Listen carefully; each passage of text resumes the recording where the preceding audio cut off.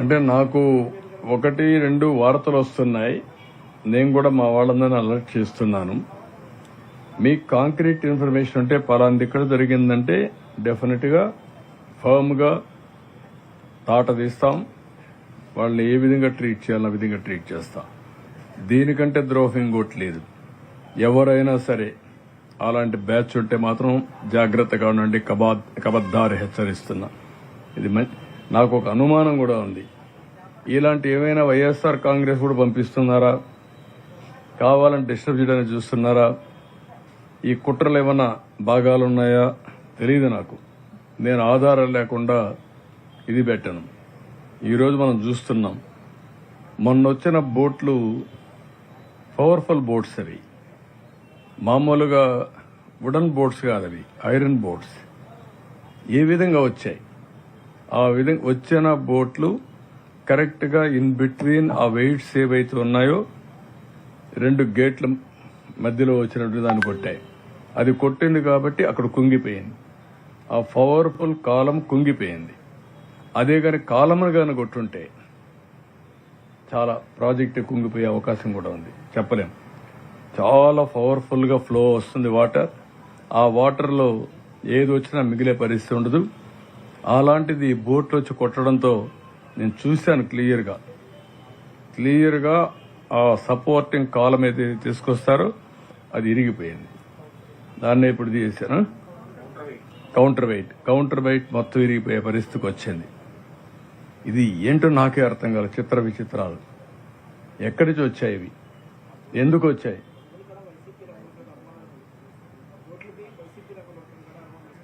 అనుమానం వచ్చింది. ఆ బోట్ ఓనరు వాళ్ళ ఫోటోలు కూడా ఉన్నాయి, అవి కూడా ఉన్నాయి. ఈ అనుమానాలన్నీ ఏ విధంగా మనం వీళ్ళు ఫస్ట్ డే నుంచి చూస్తున్నా. ఎప్పుడూ నా చరిత్రలో, రాజకీయ చరిత్రలో ఏ రాజకీయ పార్టీ కూడా ఈ విధంగా ఒక విన్యాసాలు చేసిన సందర్భాలు లేవు. ఫస్ట్ డేనే ఫెయిల్ అయిపోయింది, లేకుంటే మొత్తం ఇది చేసేశారు అని ఎవ్రీడే ఒక సాక్షి పేపరు విషంగక్కే పరిస్థితిలో ఉన్నారు. ఎవ్రీడే ఇదే పని పెట్టుకొని. అంటే ఏంటిది? చూస్తాం, పర్లేదు, ప్రజా చైతన్యం తీసుకొస్తాం. ఇలాంటి ప్రజా విద్వేషాలకు తోడ్పడే ఎవరైనా సరే ప్రజా జీవితానికి రాజకీయ పార్టీల్లో ఉండడానికి కూడా అర్హత లేదు. చూద్దాం.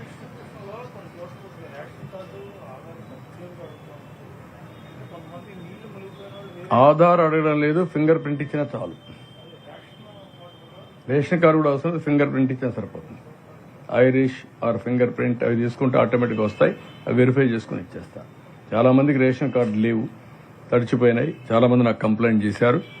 వాళ్ళకందరికీ ఇప్పుడు మనం రేషన్ కార్డు ఇవ్వాలి, సర్టిఫికెట్స్ ఇవ్వాలి, అవన్నీ చాలా ఉన్నాయి. వీళ్ళు వర్క్ ఇట్ అవుట్.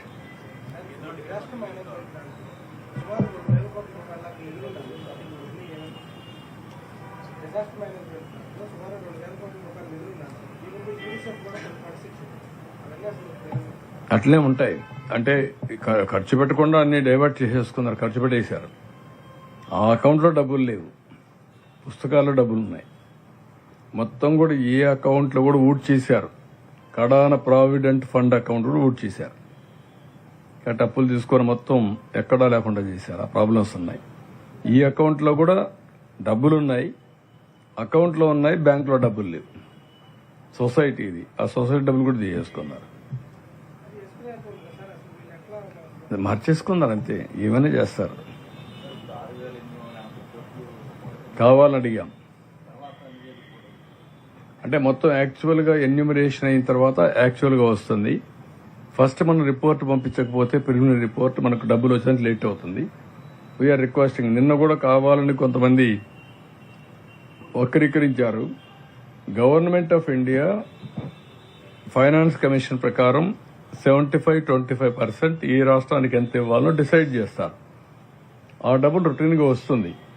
అది కాకుండా మనం అడిగే డబ్బులు ఏంటంటే నేషనల్ కెలామిటీ ఫండ్ కింద నేషనల్ గవర్నమెంట్లో మనకి ఎట్టుంటుందో ఫండ్ వాళ్ళకు ఉంటుంది. దాన్ని నేషనల్ కెలామిటీ డిక్లేర్ చేస్తే ఒక నామ్స్ ఉంటాయి, లేకపోతే ఇంకొక నామ్స్ ఉంటాయి. మనం అడిగేది అందరూ కొంత డబ్బులు ఇమ్మని అడుగుతున్నాం.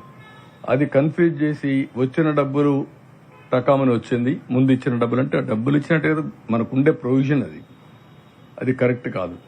కొంతమంది నిన్న ఈరోజు చూస్తున్నా మేమేదో కేంద్ర ప్రభుత్వాన్ని సపోర్ట్ విత్డ్రా చేసేసామని, లేకుంటే మా మంత్రులు రేపే రాజీనామా చేస్తారని, అంటే ఏంటో నాకు విన్యాసాలు ఎప్పుడూ లేవి. ఈ తమాషా విన్యాసాలు ఎక్కడికి పోతున్నాయో వీళ్ళని అడిగేవాళ్ళు లేరని బరిదిగించి సోషల్ మీడియాలో కూడా బాధ్యతారాహిత్యంగా పోస్టింగ్లు పెట్టేయడం, ఇలాంటి వాళ్ళని ఏం చేయాలో ఆలోచిస్తున్నాం. తప్పకుండా ఒకటే చెప్తున్నా, సోషల్ మీడియాలో పెట్టినా బాధ్యతగా ఉండండి.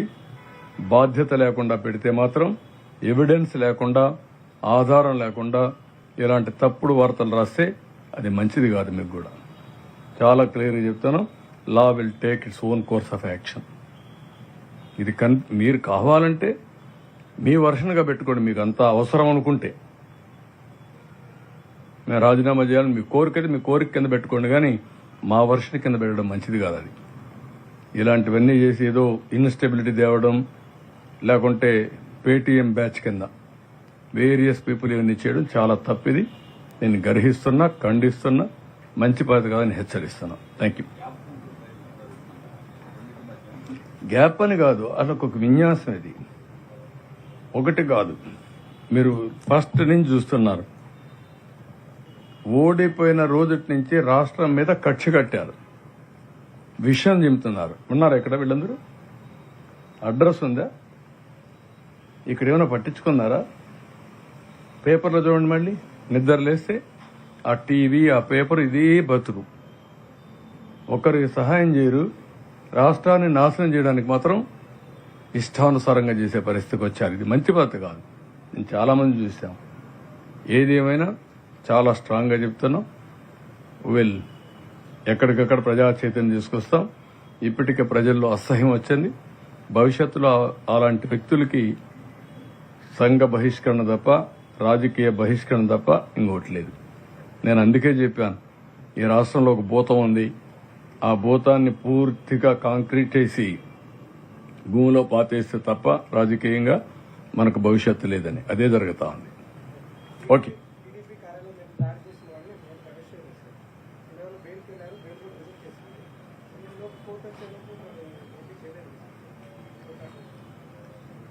అంటే మనకు చాలా పనులు ఉన్నాయి, వాళ్ళ పనులు వాళ్ళు చేస్తున్నారు. చట్ట ప్రకారం అది పని జరగాలి. చట్టం దాని పని చేసుకొని పోవాల్సిన అవసరం ఉంది. ఎవరైనా సరే తప్పు చేసిన వాళ్ళు, కడాన ప్రజాస్వామ్యంలో పార్టీ ఆఫీసులపైన దాడి చేయడం అనేది చాలా నీచాతి నీచమైన కార్యక్రమం. నా రాజకీయ జీవితంలో ఇలాంటి ఊహించలేదు. కడాన ఒక మనిషి ఉన్నటువంటి పార్టీ ఓంకార్ పార్టీ ఉండేది.